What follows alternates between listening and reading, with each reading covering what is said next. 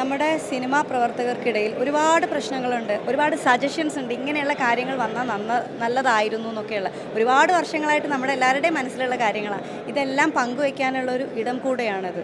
അപ്പോൾ സിനിമാ നയരൂപീകരണം നടത്തുന്നത് തീർച്ചയായിട്ടും എല്ലാവരുടെയും സജഷൻസും എല്ലാവരുടെയും ആഗ്രഹങ്ങളും ഇന്ന കാര്യങ്ങൾ വന്നാൽ നല്ലതായിരിക്കും എന്നൊക്കെയുള്ള ഒരു ക്രോഡീകരണത്തിൽ നിന്നായിരിക്കും. അപ്പോൾ ഇന്നെന്തായാലും ഇതിലൊരു തീരുമാനം ഉണ്ടാവില്ല.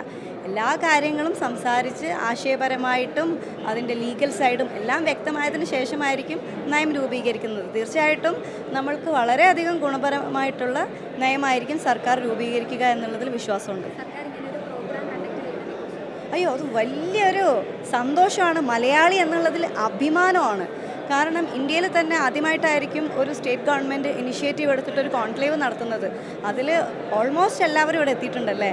അത് തന്നെ വലിയൊരു സന്തോഷമാണ്. പിന്നെ 100% സാക്ഷരത കൈവരിച്ച ഒരു സംസ്ഥാനമാണ് കേരളം. സ്ത്രീപക്ഷ സർക്കാരാണ് നമ്മുടേത്. ഇങ്ങനെയുള്ള ഒരുപാട് പോസിറ്റീവ് ഘടകങ്ങളാണ് നമുക്കിടയിലുള്ളത്. അപ്പോൾ നമ്മുടെ ഇന്ത്യ എന്ന് പറയുന്നത് തന്നെ യൂണിറ്റി ഇൻ ഡൈവേഴ്സിറ്റിയാണ്. അത് ഏറ്റവും കൂടുതൽ കാണുന്ന ഒരു സംസ്ഥാനം കൂടെയാണ് നമ്മുടെ കേരളം.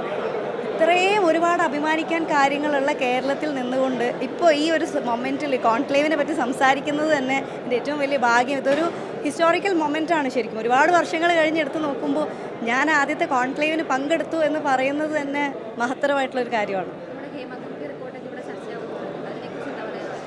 തീർച്ചയായിട്ടും അതിൻ്റെ ചർച്ചകൾ ഇവിടെ നടക്കട്ടെ. ഹേമ കമ്മിറ്റിയുമായി ബന്ധപ്പെട്ട് ഒരുപാട് പ്രശ്നങ്ങൾ നടന്ന സമയത്തും ഞാൻ സംസാരിച്ചിട്ടുണ്ടായിരുന്നു. തീർച്ചയായിട്ടും അങ്ങനെ പരാതികൾ ഉണ്ടെന്നുണ്ടെങ്കിൽ വ്യക്തമായ തെളിവുകളോടെയും കാര്യങ്ങളോടെയും പരാതികളുണ്ടെന്നുണ്ടെങ്കിൽ കേസെടുക്കണം.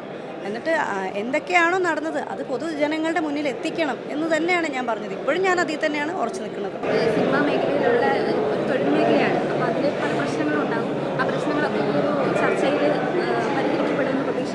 തീർച്ചയായിട്ടും എല്ലാ പ്രശ്നങ്ങളും ചർച്ചയിലൂടെയല്ലേ നമുക്ക് പരിഹരിക്കാൻ പറ്റുള്ളൂ. അല്ലാതെ ചുമ്മാ നമ്മൾ ഞാനൊരു കാര്യം ആലോചിച്ചിരിക്കുക അല്ലെങ്കിൽ വേറൊരാൾ ആലോചിച്ചിരിക്കുക, വെറുതെ ആലോചിച്ചിരുന്നത് കൊണ്ട് കാര്യമില്ല.